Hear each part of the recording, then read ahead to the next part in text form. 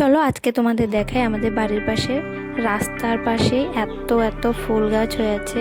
তো জঙ্গলে বিনা যত্নে এত ফুল গাছ কী করে কোথার থেকে হয়েছে তা আমি জানি না, কিন্তু আমি এখান থেকে প্রচুর গাছ নিয়ে লাগিয়েছি।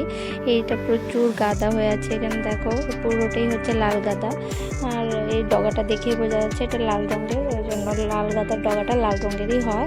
এতে এই যে কসমস প্রচুর এই জঙ্গলের মধ্যে, এখানে কেউ পরিষ্কারও করে না, খাবারও দেয় না, আর কিছু না, তাও এত সুন্দর হয়ে আছে। আর এই হচ্ছে দুপাটি, এটা রাঁধুনি যেটাকে বলে ধনেপাতা, আর এটা দুপাটি। আর প্রচুর গাঁদা হয়ে আছে, এদিকে প্রচুর ফুল গাছ আছে।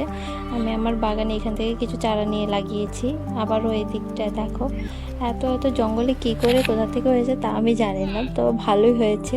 আর এইটা হচ্ছে সন্ধ্যা মালতী, এটা হলুদ রঙের, বিকেলবেলা যখন ফুল দেয় খুব সুন্দর লাগে দেখতে। আর নয়নতারাটাও দেখো, এটার অবস্থা একটু খারাপ আছে।